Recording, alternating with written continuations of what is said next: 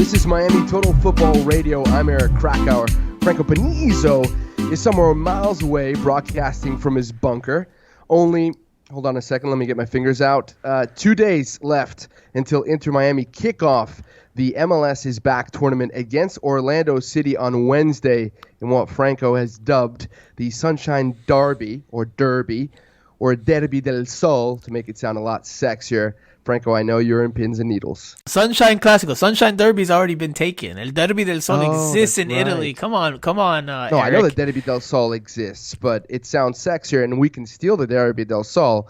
It is Sunshine Classico. You're right. Listen, I know you've seen on social media where people are like, I don't own the rights to this music or whatever, so we here at Miami Total Football Radio, we do not own the rights to the name Sunshine Derby or Derby del Sol. So, if anyone from Serie A is out there listening to us, take your complaints to elsewhere or to Eric. Yeah, but you know what? You say that, but somebody came up with El Tráfico for the LA Derby.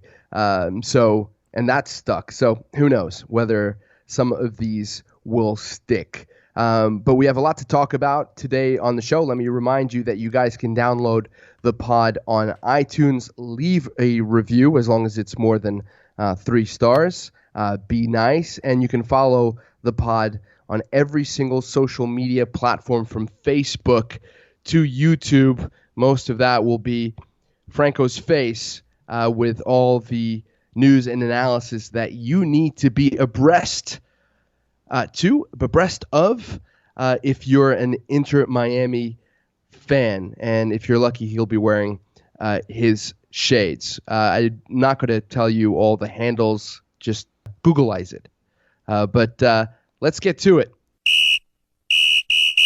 Miami departed for Orlando on Wednesday morning and got a noisy send-off from supporters, including members of the Southern Legion, Vice City 1896, and the Siege supporters groups. You were there. Describe the scene for those of us who were either working, like me, or avoiding COVID-19. It was a festive farewell, is the best way I could probably put it. There was obviously I don't know, anywhere from I don't have an exact number, but anywhere from 200 to maybe 400 fans in attendance. Now, Inter Miami obviously tried to take social distancing into account, and the way it was set up was there were, what are they called? Just the little fences that they put to barriers. The barriers.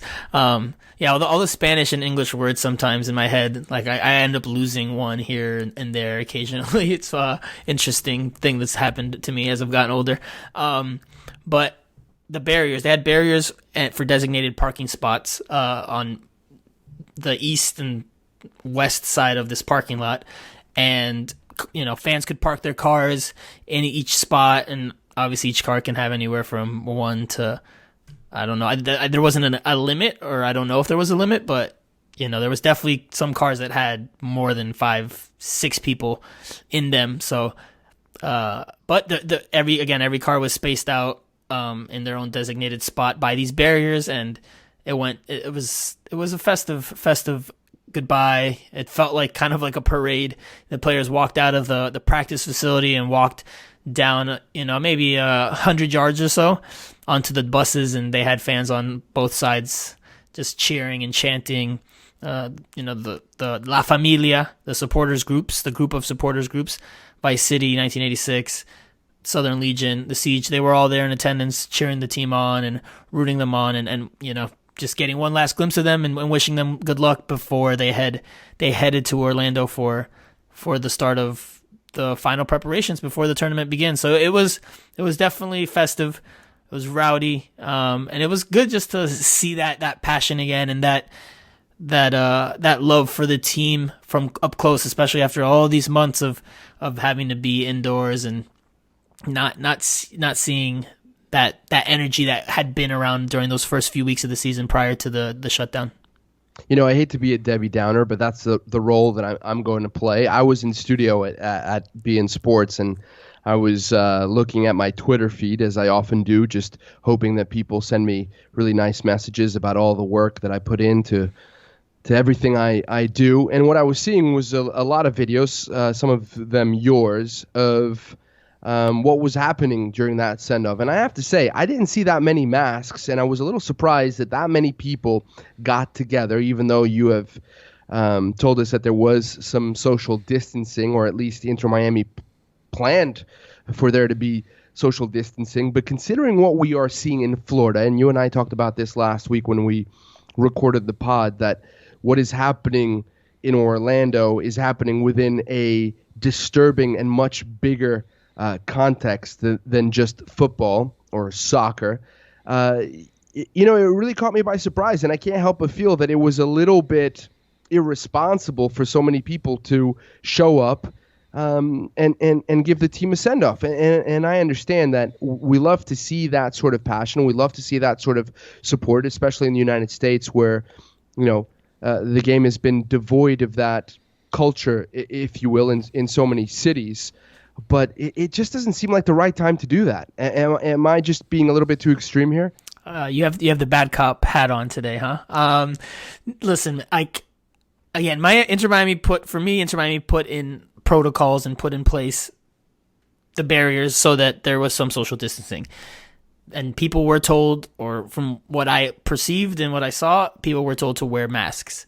Now, once the passion started coming out and the chants, and then maybe some fans and some of the supporters pulled their masks down, and it was really, really hot. I'm gonna really emphasize that point. It was very, very hot. It was, I think, 11 a.m. when this was all going down. So I'm sure people were chanting with masks on for a bit, and then it gets hot in there. So I think some supporters did take their masks off and chanted, and the excitement maybe got the better of them. But I mean, I don't know, dude. Like, again, just from what I saw, like, Inter Miami tried to put in place the protocols, and then obviously you can't control fans. Fans are going to do what they do. I mean, what is Miami going to do? What is the club going to do? Go to each individual person and tell them, put your mask on or you have to leave? Like, I don't know. I don't know what else could be done in that regard. I think if anything, and look, I'm not privy to all the protocols that Inter Miami put in place, but I'm assuming that they did, and you're saying that they did, and I'm assuming that they believed wholeheartedly that those who were present would be responsible. But if there's anything that we've seen, especially in this state, I'm sorry to say, is that too many people are utterly irresponsible. But that's a conversation for a little bit later. So the send-off was a successful one in terms of the players getting all the love that they wanted. And you noted a couple of weeks ago when you did a pod that Paul McDonough had said that he was going to try and delay the departure as much as possible so that the team could train in Fort Lauderdale. That happened. They are now in Orlando. We've gotten glimpses of Inter Miami's digs at Walt Disney World's ESPN Sport Complex in Walt Disney World. Pretty much a teenager's dream. Who am I kidding? It's kind of my dream as well. Lots of games and activities lined up. And according to all the reports, some of them coming from you, the players very, very happy with their digs and feeling very safe within the MLS bubble that has been created up there. Yeah, we spoke to Nico Figal and Will Trapp on Friday, and they had been obviously at the resort for a couple of days at that point, and they came back with positive reviews. They said the accommodations are great, that they feel safe, that the food is good, because obviously there had been some talk about the food not being great initially due to some social media tweets by Toronto FC players Omar Gonzalez and Eric Zavaleta. But again, just to reiterate, Inter Miami feels safe inside this bubble. That was what Figal and Will Trapp expressed and said on Friday, and they've taken to it. They've taken to the amenities, to the shared space that they have that has arcade games, board games, card games, a poker table, PlayStation, all different types of things for them to keep busy and decompress during what's going to be obviously a challenging couple of weeks or a few weeks in Orlando, where you can't really leave the resort. You can only be at the resort. And they also went golfing. There's a hilarious video of your boy, Jerome Kieswetter, slamming an iron into the ground and breaking it in half. But either that golf club is like the flimsiest of things, or that dude is very, very strong. Because either that or his form is terrible. So easily. Either that or his form is terrible. His form was terrible, and I love it was Lee Wynn's video, and I love the reaction. I think that was. I don't think he's ever seen something like that. I think that was Mikey Ambrose. I could be wrong. I could be wrong. Lee was definitely the first person to post it, but I know that Mikey Ambrose was taking a lot of video of teammates golfing. And it sounds like him when he says, "Oh my God," at the end of it, just like that. That was my Mikey Ambrose impersonation. And it's so funny, dude. It's so funny. I've watched it dozens of times. It's like not only does Kieswetter smash and break the iron, and then Agudelo goes from fearing that he's going to get hit to just pure embarrassment in a matter of like half a second. But then at the end, you have that like cherry on top where Mikey Ambrose just. Well, I think it's Mikey Ambrose. Just kind of is like in complete disbelief of what just happened. It took a while for him to react, right? There was like a pause, as if he didn't believe what he had actually seen. And one of the things that is clearly evident to all of us on the outside of the bubble, and actually some players, including Figal, have noted this, is that the circumstances that the players are in, the limited movement, all the entertainment is really helping all these players bond. And one of the players that we're going to talk about, obviously, is Gonzalez Perez, who will not be able to play. And we have a question from one of our listeners that we'll address a little bit later, and we'll touch on it when we talk about the game against Orlando. But one of the things that was mentioned about Gonzalez Perez is he gets to be among his teammates, and the chemistry that is building between these guys is, you'd think, going to be crucial not only in the tournament, but whatever comes after it, particularly since this is an expansion team with a lot of players put into this situation together. So that's certainly good news for Inter Miami supporters. Yeah, the move was made official on Wednesday afternoon. It was clear. Paul McDonough said it. That he confirmed the reports that had come out in the last couple of weeks that they were in final talks with Leandro Gonzalez Perez. I then saw him on the bus or on the march down, and on the way to boarding the bus, took a picture. I put it on social media, and then a few hours later, the team formally and officially announced his arrival. But he will not be able to play, like you said, due to some abstract or weird MLS rule. As we know, the league can be very complex. Well, let's not burn the answer to the question right now. Sure. Okay. Franco, come on, you're getting ahead of yourself. Stop it. Well, look, I'm going to touch on that topic of COVID again. Apologies to the listeners, and apologies to you, Franco. Franco, by the way, just for full disclosure, Franco and I are in constant contact. Usually I'm insulting him for a variety of reasons, which he takes exception to. But in one of our more serious conversations, he and I were having a back and forth about whether this tournament should actually go forward, because questions have arisen as to whether the tournament should actually happen in the first place. Because, of course, all this is happening within that broader context of players testing COVID positive. FC Dallas, the most problematic of teams, with around 10 players / staff members infected, and now some word coming from MLS that their opening game against the Whitecaps may actually be postponed. Now, no, it was postponed. It was postponed. It was postponed. So it actually 100%, has been postponed. Yeah. 100% postponed. Yeah. Now, I asked you the question whether, this should happen. Should we have this tournament? Surely, if players are continuing to test positive, and the Whitecaps, by the way, had an issue as well where there was some issue with the testing, but they came back negative, and that delayed their trip from Vancouver. I asked you the question whether this tournament should happen. You made the case that yes. You have players like Mueller from Orlando, who says that he prefers to be in this bubble in Orlando than at home because the risks are fewer. I mean, there's not even a modicum of a chance that this tournament will be scrapped, right? Well, just before I answer that, so you said that me and you are in constant contact. So just so that people know, me and Eric haven't seen each other in months. When he says contact, he just means we're in constant conversation and dialogue. But to answer your question, well, I don't want people to think we're hanging out because we haven't seen you. That's true. No, we're both being very careful, and I have a 16-month daughter at home to protect. I haven't seen Eric's mug besides on social media and on BN Sports. But to answer your question directly, I don't see this tournament not being played unless there was a huge amount of cases across the league, across the teams that are in the bubble. Right now, FC Dallas is the outlier.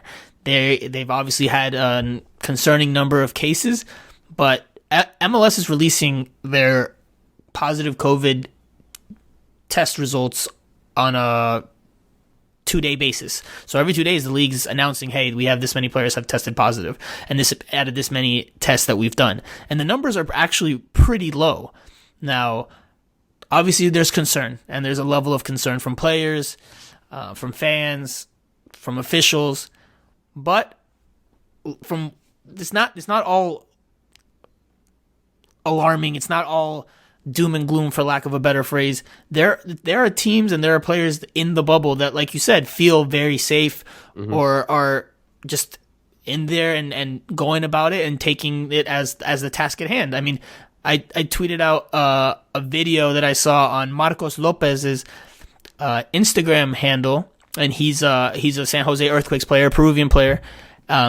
He tweeted out a video of the San Jose Earthquakes at dinner on Friday night, and they were singing together, they were chanting, they were doing karaoke.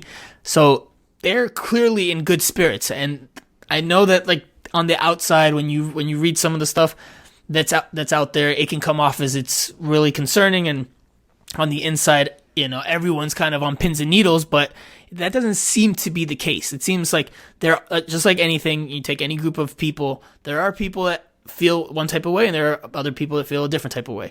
I think there are players, and I understand that there is a level of concern, but then there are players that feel very safe and feel very comfortable and are just going on it, are moving forward with the task at hand. And that's a good transition for the two of us to talk about the task at hand, and it starts with Inter Miami opening up the tournament against Orlando in the Sunshine Clásico.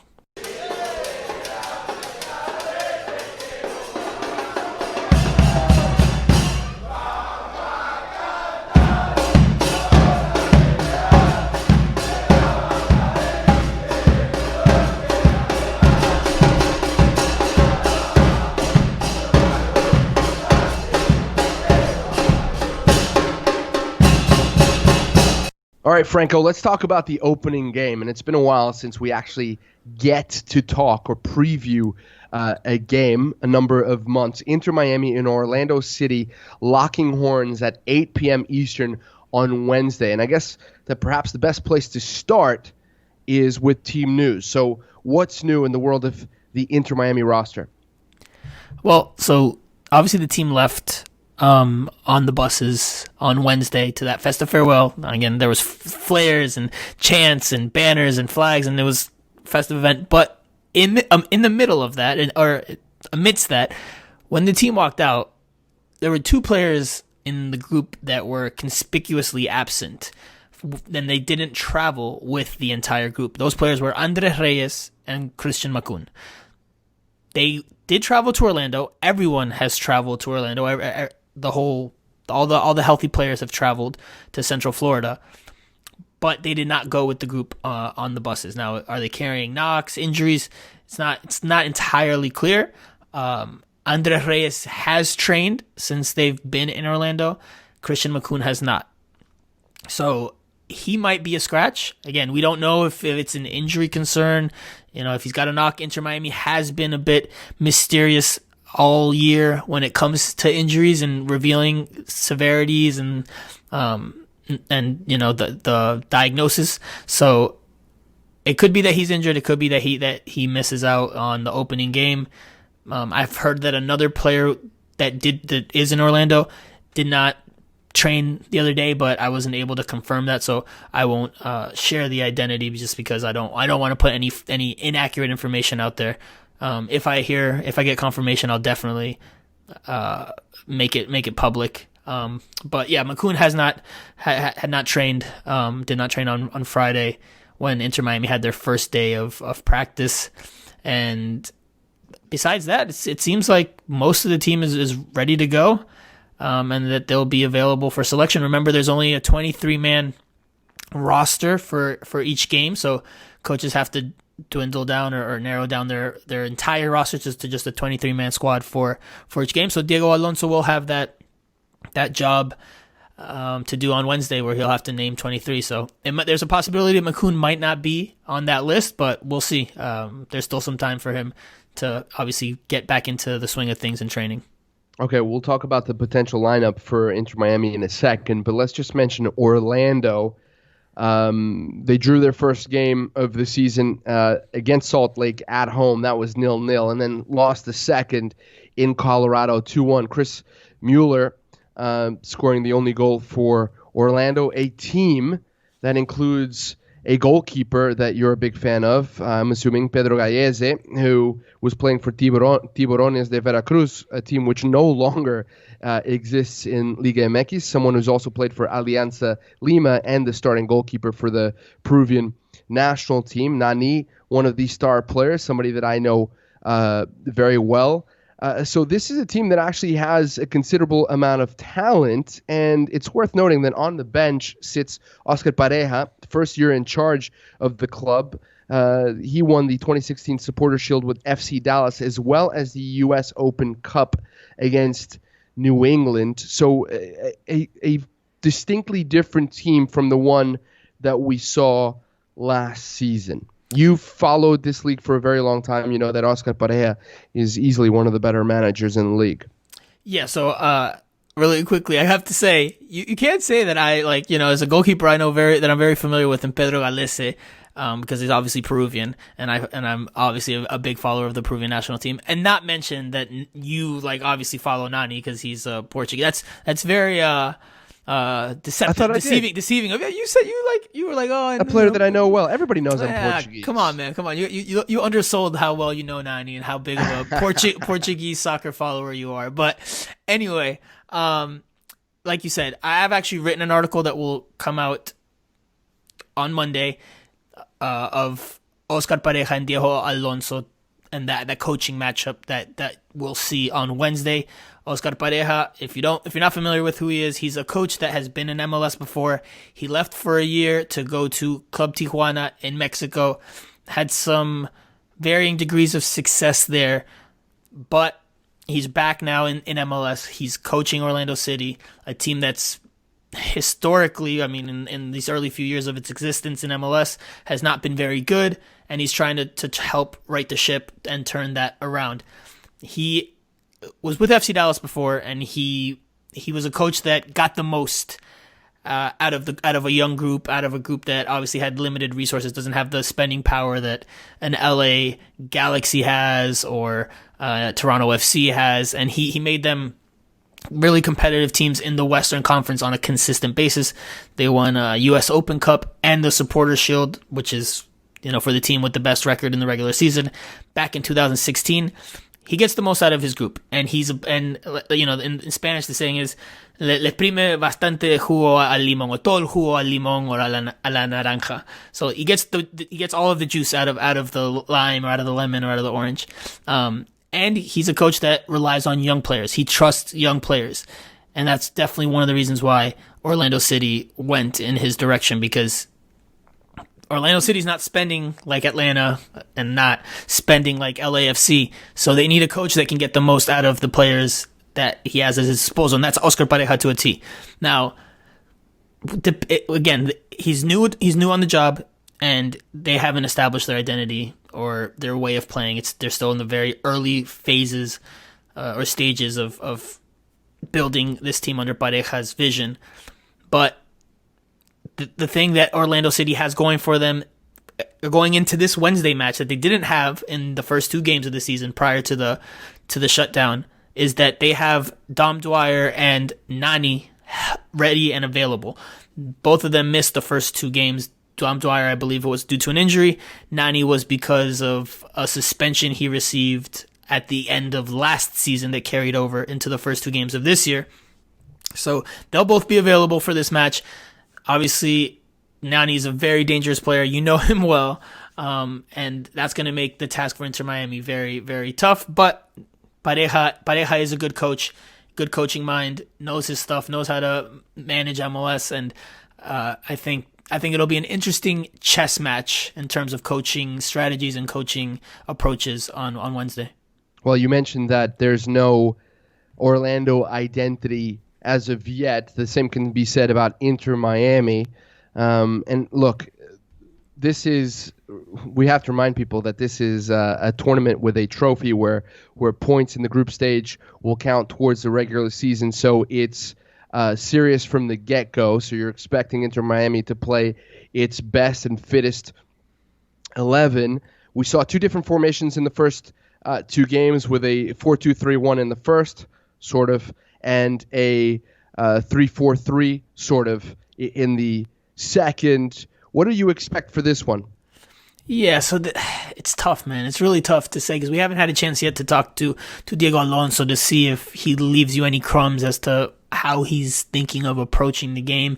Obviously, Inter Miami will not have Roman Torres available for this one. Torres got a red card against DC United back in March. That carries over into the first game of this tournament. So he's not available.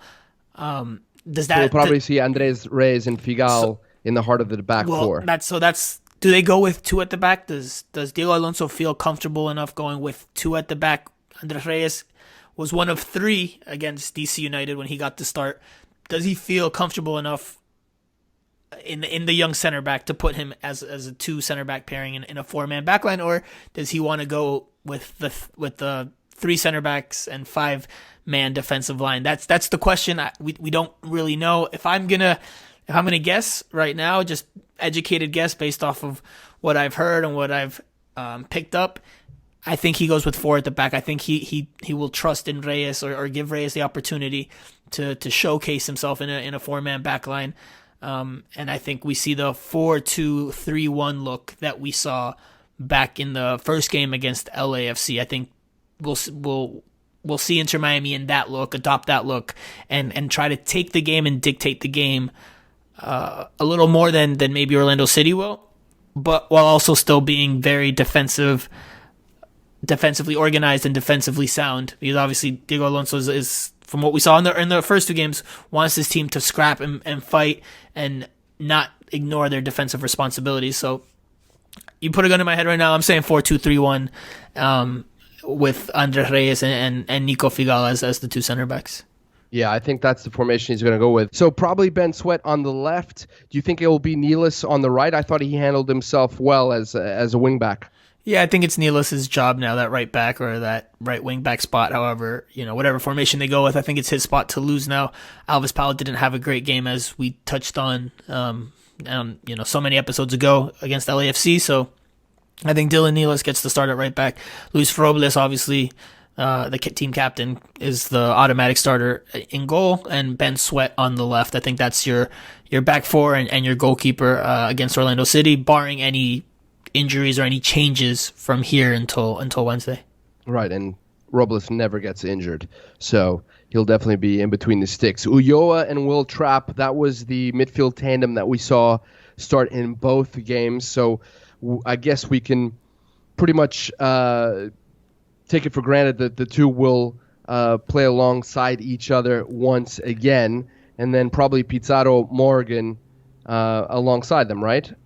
Well, if we're going 4-2-3-1, then it would be, I would say, Morgan on the right, Pizarro as the 10, and Pellegrini out on the left. I mean, Breck Shea could be an option out there as well, but I think Pellegrini gets the start, and that's your midfield 5. I mean, obviously, you can make a case for Lee Win, someone that we didn't see in that second game against DC United. That was a bit, I thought it was a bit of an interesting omission from Diego Alonso not to use Lee Win in a game that they were chasing and that they needed a goal to try to salvage a result. So maybe they could, you could see maybe a different tactical wrinkle where it's maybe Will Trapp, Lee Win and Pizarro, or Ulloa, Win, and Pizarro. But I think, like you said, and I think they're going to go with that base triangle in the middle where it'll be Ulloa, Trapp, and Win. Trapp obviously as the 6, the more defensive-minded guy. Ulloa a little bit more as an 8 where he'll get forward a little bit more. And then obviously Pizarro as the 10 with freedom to move around and try to pick up the ball and make things happen. So I think that's your midfield 5, yeah. And up top, Oof, we go with Robinson. So that's the one spot that's really a question mark, because prior to the season, now if you remember when they had that preseason game, that first preseason game that they played, the starting group included Juan Agudelo. Obviously this is early days, but that initial idea with Carranza out injured was Juan Agudelo as the starter. Then he got hurt in that game, so Robbie Robinson came in, showed some things in the first 2 games of the regular season. So now it's like you have 3 options up top. Diego Alonso has Julian Carranza, he's got Juan Agudelo, and he's got Robbie Robinson. Like I'm actually going to pose it to you. Before I say who I would go with, I want to know, Eric, what do you think? Who do you start in a game against an Orlando City team that is most likely, not going to say they're going to sit back and park the bus, but they are direct and they might not try to play blow for blow with Inter Miami. They might take a little more of a pragmatic approach to this one. Not necessarily, again, sitting back and defending for 90 minutes, but definitely maybe letting Miami have the ball a little bit more. So if that's the type of game that you expect, or that's the type of game that I expect, what kind of forward do you go with? Which of those 3 do you start? Well, look, let me tell you right now that I was very impressed with Robbie Robinson in that second game against DC until he came off injured. He was good at holding the ball. He was making the right decisions with the pass, something that we didn't see in the first game. So I think he's gonna start because obviously Diego Alonso trusts in him.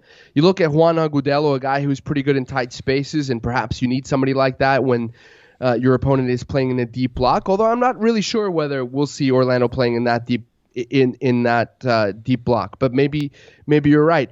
And I haven't seen much of Julian Carranza. I cover South American football, but I've never called any of his games in the past. He's still very young. I don't know what his best attributes are and how well he's training. You know more about that than I do. But if I were Diego Alonso, I would go with a player that I've already seen play who has made a significant developmental jump between game 1 and game 2. So Robbie Robinson would certainly be my choice.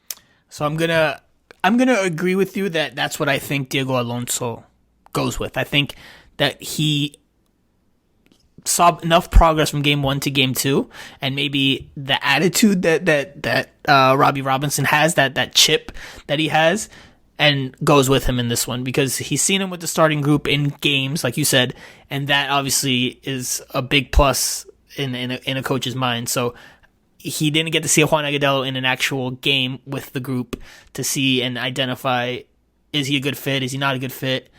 And again, Carranza, you've seen him in training. Carranza, I think they're very high on him, and I think he will play a role in this tournament. Remember, there's 5 subs per game, so no doubt that we see Carranza, no doubt that we see Agudelo at some point over the course of these 3 group stage games. But I agree with you. I think Diego Alonso goes with Robbie Robinson because of his mobility and the way he carries himself on the field. He's definitely aggressive. Didn't look like a rookie in that second game. Didn't look as timid or as I don't know what I'm looking for a word, but in the first game against LAFC, you could see that he looked intimidated in the first game. He looked a little bit out of sorts, it makes sense. It's his professional debut. Of course, it's against one of the best teams, teams in the league in their home stadium with their crowd rocking. So I get that, but then in the second game, you saw a player with a little more chispa, a little more fight, a little more willingness to believe in himself and show that confidence that you want out of a striker. So Robbie Robinson is who I think will be up top when the game against Orlando City gets going.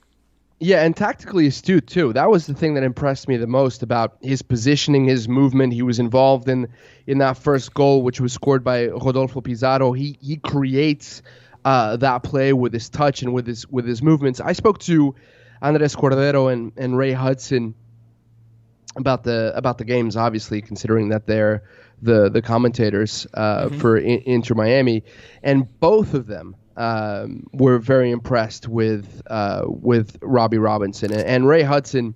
Ray Hudson. Both these guys give you a very critical and honest assessment, and I think they were blown away is too strong, but they were certainly impressed with the difference between game one and game two. So a little bit of insight into the guys that are calling not these games, but will be calling Inter Miami's games. Well, I was gonna say, so I prefaced the answer, or I stated the answer with the notion that this is who I think Diego Alonso is gonna go with. If it were up to me, I don't know if I would start Robbie Robinson. I think for what way Inter Miami wants to play, I think you need a player that's a little more technical. I don't know if Robbie Robinson is the most technical player, the most technical forward on the squad. I think Julian Carranza has him beat in that regard. And I might go with Julian Carranza in this first game just because I think he just fits better what the team wants to do. But again, I think Diego Alonso goes with the guy he's seen and the guy that's played and shown something. I'm not saying, so I don't want anyone to confuse it. I'm not saying that Robbie Robinson is a terrible player and he shouldn't be starting, because he did show some good things. But if it were me, if I had to say, I would start Julian Carranza, because I think his game and his technical qualities suit the way Inter Miami wants to play a little bit more. I mean, I'm trying to remember which game it was. I think it was the first game against LAFC. There was one play where the ball came in over the top. I think Pizarro played it, and Robinson took one touch too many, and by the time he got ready to pull the trigger, LAFC had closed him down and blocked the shot for. Man, you are a tough critic. You're looking at one specific. But that one play tells you a lot, because you got to be able to bring that ball down and take the shot on. That's your job as a forward. Yeah. If you take one touch too many, and I've seen video footage of him in college and stuff, and there's different plays where there's a opportunity for a left-footed finish, and he takes that extra touch to make himself comfortable on his right and then finish with his right. So I think technically he's not as good as Julian Carranza or as Juan Agudelo. Okay, and very quickly, what is your prediction for the score in this game? Well, that's one of our questions. Actually, we've gotten a few more questions, so I'm gonna save that. I'm gonna save that to the end. So keep people waiting just a little longer for us to give our predictions of what happens in El Clásico del Sol, the Sunshine Clásico, on Wednesday.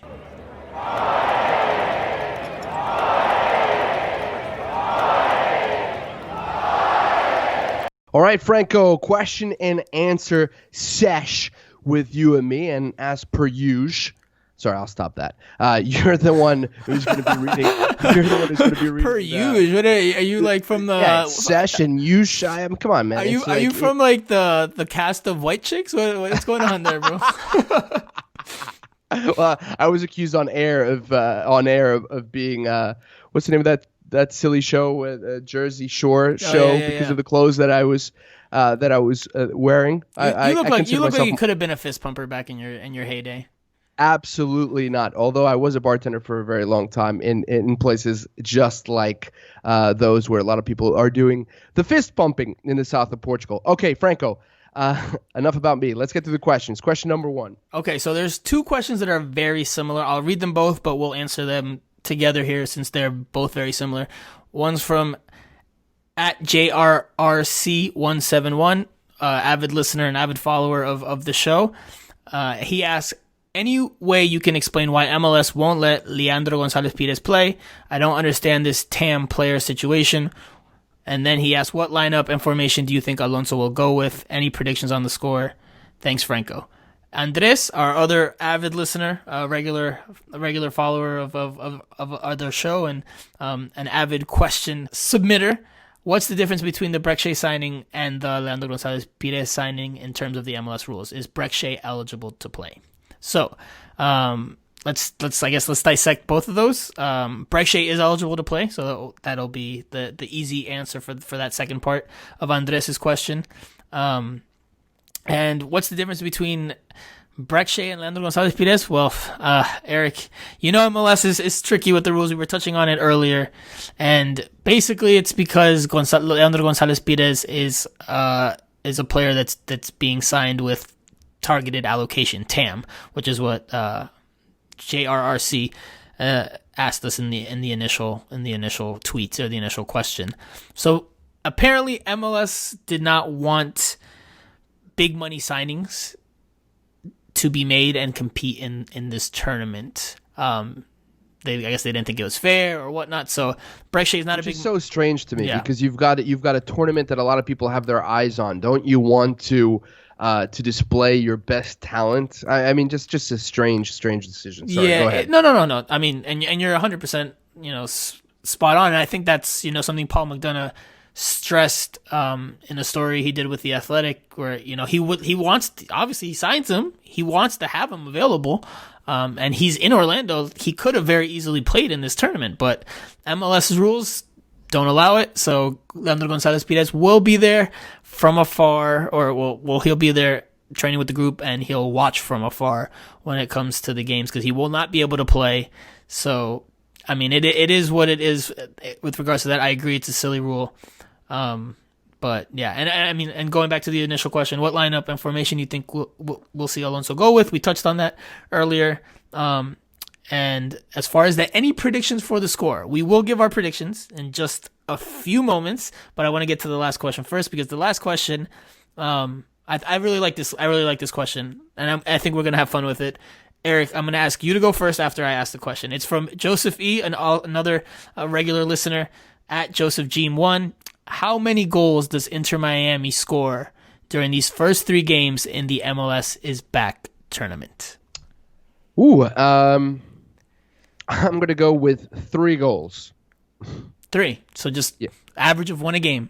Yeah, I'm just basing it on what we saw in those first 2 games, and this could be very different, but 3 goals. And maybe they blank in one of the games, so maybe they score 2 goals in one of those. No, give me one answer, brother. Give me one answer. So you're saying 3 overall. Goals. 3, okay. 3 overall. All right, I didn't want you to hedge your bets and then like next week's show be like, oh, I see, I called it. I said 2. Whoa. I didn't change my answer. Right. I got you. Divvied them up along those 3 games. I got you. I think Philadelphia is going to be a very tough ask. I got you. Yes. I think Miami does not score in that game, but I'm going to say Inter Miami scores 5 goals in the group stage. I think they're going to score 3 against Orlando, and I think they're going to score 2 against Chicago, and I think they get 5 in this group stage game. 3 against Orlando. Yes, so in the Sunshine Classic. Yes, so that goes got it right that time.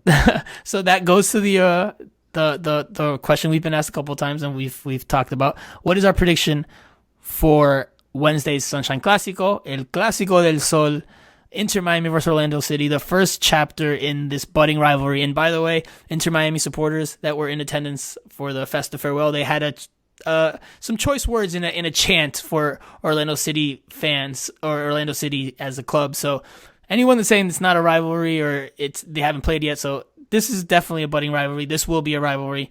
There's the only 2 Florida MLS teams, so this is going to be a rivalry. There's no denying that. There's no let's wait till they actually play to see if this becomes a rivalry. This is going to be a rivalry just because of geographically where they are in the state and within the league. So prediction for the first Sunshine Clásico. Eric, you can start. See what you got. Well, I can't give Miami more than 1 goal, right? So I'm going to go with 1-1, and it's going to be. I'm even going to tell you the scorers in this game. It's going to be Pizarro again. And Nani is going to come back in style for Orlando, going to score a worldie. No, of course. Yes, that's called bias, my friend. Of course, you would say that. Listen, man, I think Miami wins 3-1. I think they are better on paper over the course of the 11 spots, and I think that they've been training a good while. Orlando's been training a good while, but I think Miami's going to show that the individual talent that it has in the group, I think collectively they're going to show it more than maybe they were able to in those first 2 games. Remember, Inter Miami was the more dangerous team against DC United up until the point where the red card. Where the red card. So yeah, they were looking pretty good. There was a drastic difference. I mean, the quality of the teams. I mean, even Robles said this. I think Miami gets a big win to start off this tournament and to start off El Clásico del Sol with a successful chapter. Can I just say this very quickly before we end the pod? You know what? I love rivalries. I like that this will become a rivalry, a geographic one, as you have noted. But I've noticed something in MLS that I don't like, right? And I saw this in New York. There's almost an urge to contrive a rivalry, to make it nasty. We saw it between the Red Bulls and NYCFC, more on the side of the NYCFC supporters. Apology, NYCFC supporters, if you listen to this pod, which I doubt you do. And with ugliness, the ugly side of rivalries coming out. So this is a reminder for all you budding soccer fans, or all of you who are chomping at the bit to really radiate your passion, emanate your passion for Inter Miami. You can be rivals, you can have some distaste for your opponents, but keep it PG. You don't have to be pricks about it, and I hope it doesn't devolve into that, because it's an ugly side of the game that we've seen grow in MLS. Sadly, it's almost as if MLS supporters want to steal some of the ugliness from soccer in other countries. Hey, PG-13's okay, man. PG-13's all right. Some curse words here and there in the chants. I don't mind that. The violence and getting to that point for sure. And for those of you who like watching soccer from other countries, I'll point you to the Basque derby in La Liga between Athletic and Real Sociedad. Those teams dislike each other. They're huge rivals, but when the teams play each other, the fans from both teams are mingling, they're celebrating, they're drinking together. It's a beautiful thing. Okay, Franco, last thoughts in 30 seconds or less. Well, you said Pizarro will be the player that scores the first goal for Inter Miami in this tournament, and I think that's a good way to end it. I think the first goal scorer for Inter Miami in this competition will be Julian Carranza. All right, and with that, we have come to the end of this pod, and we will be recording a pod on Thursday night to talk about the first game against Orlando. Breaking it all down. Doing a whole full thorough analysis. Make sure you tune into that, because we're going to get back to doing what we initially intended to do with the show, which is not only bring you the news, but bring you the analysis, the X's and O's that you might not be able to get anywhere else. We're going to dissect it at length and in detail, player by player. We might even do grades here on the show. We're still figuring that out. But Eric, I'm really, really excited that we have games just days away, and we're going to be able to talk soccer, and I'm going to be able to win some more points against you in our season-long argument count. So very much one right now. Very, I don't think so. Very much looking forward to it, brother. All right, guys. Until next time. Thanks for listening.